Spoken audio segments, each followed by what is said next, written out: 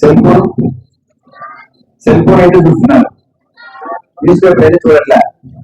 News paper కూడా ఉన్నాయి కదా, అందులో సెల్ ఫోన్ ఉన్నాయి, న్యూస్ అని వెయిటింగ్ న్యూస్ అని చెప్పి చాలా అప్లికేషన్స్ ఉన్నాయి కదా. వీటిలో ఏం చూసినా కూడా ప్రజెంట్ పెద్ద ఎత్తున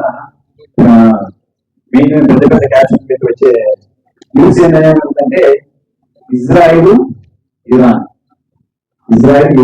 యుద్ధం నుంచి మేజర్ గా ప్రస్తావన అనేది వచ్చింది. ఇజ్రాయిల్ ఇరాన్ ఆ యుద్ధం గురించి మాట్లాడుకోవాలంటే ఇజ్రాయిల్ అనేది చాలా చిన్న దేశం. దేశం 98 లక్షల జనాభా. 98 లక్షల జనాభా.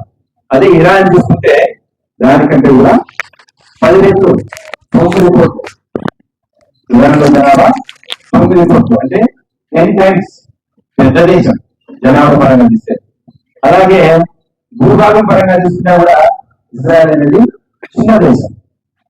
ఏంటంటే 26,000 స్క్వేర్ కిలోమీటర్స్ అనేది దాని యొక్క వైశాల్యం అనమాట. అదే వైశాల్య పరంగా చూస్తే ఇరాన్ అనేది 75 times పెద్దది. అయినా కూడా ప్రజెంట్ యుద్ధంలో ఏదైతే పై చేయగా సాధిస్తుందంటే ప్రజెంట్ గమనిస్తే ఇజ్రాయెల్ అనేది మేజర్ గా యుద్ధంలో పై చేయగా ఉంది. అంటే ఏమంటే ఇజ్రాయెల్ అనేది టెక్నికల్ గా అంత స్ట్రాంగ్, ఇజ్రాయెల్ అనేది టెక్నికల్ గా సాంకేతిక పరంగా చాలా అభివృద్ధి చెందిన దేశము. కాబట్టి అంత జనాభా అంత పెద్ద దేశాన్ని కూడా దాన్ని ఫైట్ చేసి దాని అపహరణ సాధించే పరిస్థితులు ఇజ్రాయెల్ అనేది ఉంది. కాబట్టి మనము మన దేశంలో కూడా ఎంతమంది జనాభా ఉన్నారు చెప్పండి, గట్టి చెప్పండి. కంప్లీట్ సుమారు 150 కోట్ల దాకా ఉంది జనాభా.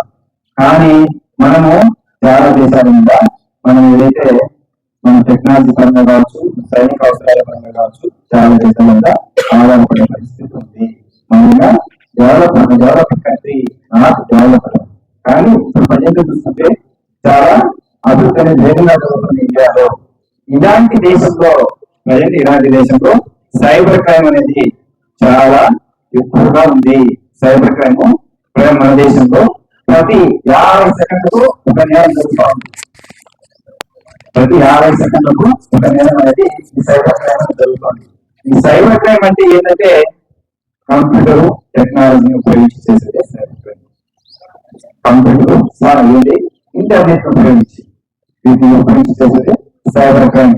ఈ సైబర్ క్రైమ్ అనేది ప్రధానంగా రకాలు చెప్పచ్చు. హ్యాకింగ్ అని, ఫిషింగ్ అని, జాబ్ క్రాస్ అని, ఆన్లైన్ క్లాస్, మాల్వేర్స్ అని, ర్యాన్సమ్ వేర్ అని చాలా రకాలుగా ఈ కంప్యూటర్ ఈ సైబర్ క్రైమ్ అనేది మనం విభజించుకోవచ్చు అనమాట.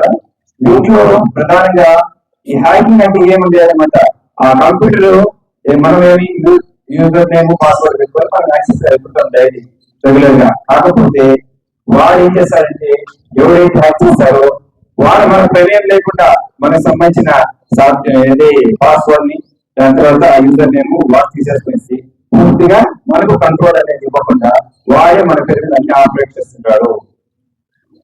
ఈ విధంగా ఆపరేట్ చేయడం వల్ల చాలా నష్టాలు అనేది ఉన్నాయి. ఆ నష్టాలు అనేది చెప్తాను. ఈ ప్రధానంగా విద్యార్థులు చూసుకుంటే సెల్ ఫోన్ అనేది ఈ కాలంలో దగ్గర కూడా చాలా మంది దగ్గర ఉన్నాయి సెల్ ఫోన్లు. అన్ని కూడా మామూలు కీప్యాడ్ సెల్ ఫోన్ కాదన్నమాట, స్మార్ట్ ఫోన్ అనేది ఉన్నాయి. ఎక్కడైతే సైబర్ క్రైమ్ అనేది ఉందో స్మార్ట్ ఫోన్లలో చూసే సైబర్ క్రైమ్ అనేది ఎక్కువ వాడడం జరుగుతుంది. కీప్యాడ్ ఉన్న ఫోన్ లో జరిగేదానికి అవకాశం చాలా తక్కువ. కాబట్టి స్మార్ట్ ఫోన్ ఉపయోగించేటప్పుడు మనము ఏ విధమైన జాగ్రత్తలు తీసుకోవాల్సిందో కూడా డిస్కషన్ చేస్తున్నాం. ఈ సైబర్ క్రైమ్ లో ప్రధానంగా ఈ మధ్య వస్తే మెయిన్ వచ్చి ఆన్లైన్ ఫ్రాడ్స్, తర్వాత financial frauds, cyber digital arrest అని చెప్పేసి, ఓఎల్ఎక్స్ అని చెప్పేసి డిఫరెంట్ టైప్స్ అనేవి ఉన్నాయి. వీటిలో మన కంపెనీ ఏదైతే ఒక మంచి కంపెనీ టాటా కంపెనీ ఉందనుకోండి, ఆ కంపెనీ అనేది వాడు ఏం చేస్తారు, అదే సేమ్ కంపెనీ రోడ్ పెట్టాలి, దానికి సంబంధించిన అన్ని విధాలుగా సేమ్ కంపెనీ డూప్లికేట్ చిన్నటువంటి వస్తువు తయారు చేస్తుండీ మన దాని ఫోన్ వస్తుంది. అలాగే సాఫ్ట్వేర్ డిజైన్ చేస్తారు, వాటి ద్వారా దాంట్లో వాడి సేమ్ అదే కంపెనీ మనతో ట్రాన్సాక్షన్ చేస్తున్నట్టు వాటి చేసి మనల్ని ఏం చేస్తారంటే మన దగ్గర ఉన్న ఇన్ఫర్మేషన్ ని, మన దగ్గర ఉన్న ఫైనాన్షియల్ గా దానికి దెబ్బతీయడం అనేది జరుగుతుంది అన్నమాట. కాబట్టి మనం ఏం చేయాలంటే మనం ఏదన్నా కానీ ఈ సైబర్ క్రైమ్ బారిన పడకుండా ఉండాలంటే మనం ఏం చేయాలి? సెల్ ఫోన్ అనేది సాఫ్ట్వేర్ ని ఎప్పటికప్పుడు అప్డేట్ చేసుకుంటూ ఉండాలి. సెల్ ఫోన్ కావచ్చు, కంప్యూటర్ కావచ్చు, ఎప్పటికప్పుడు అప్డేట్ చేయాలి. దాంతో పాటు యాంటీవైరస్, మంచి యాంటీవైరస్, ట్రస్టెడ్ యాంటీవైరస్ అనేది కూడా మన దాంట్లో సాఫ్ట్వేర్ అనేది మనం వేస్తుంటే చాలా బాగుంటుంది. అలాగే ఈ పాస్వర్డ్ అనేది రెగ్యులర్ గా కొంతమంది ఏం చేస్తారంటే వాళ్ళ పేర్లు రాసుకునేసి వాళ్ళ పేర్ల పక్కన 1 2 3 4 అని కానీ 6 7 8 9 అని కానీ లేదా 9 to 1 కానీ ఈ పాస్వర్డ్ అనేది మనం పెట్టుకునేదానికి అవకాశం ఉంది. ఎందుకంటే ఈ పాస్వర్డ్ చాలా ఎక్కువ పెట్టాల్సి వస్తుంది. ఏంటంటే పాన్ కార్డు పెట్టుకుంటాము, దాని తర్వాత ఆధార్ కార్డు పెడతాము, దాని తర్వాత ఉంటుంది, అన్నిటి పాస్వర్డ్ ఉంటున్నాయి కామన్ గా. కాబట్టి మనం గుడ్డిగా ఏం చేస్తామంటే మన పేరు రాస్తాం, దాని పక్క 1 2 3 4 అనేది పెడతాం. లేదంటే 4 జీరోలు కానీ యాక్సెస్ చేయాలి. అట్లే గుడ్డిగా పెట్టుకున్న స్ట్రాంగ్ పాస్వర్డ్ అనేది మనం కావచ్చు, లేదంటే ఏదైనా మనం ఉపయోగించే సోషల్ మీడియాలో కావచ్చు, వాటిని మనం పెట్టుకుంటే మనం చాలా జాగ్రత్త తీసుకున్నాం. అలాగే ఈ ఓటీపీలు అనేది కూడా ఎవరితో కూడా షేర్ చేసుకోవచ్చు. సింపుల్ గా ఏం చేస్తారంటే మనం నమ్మించే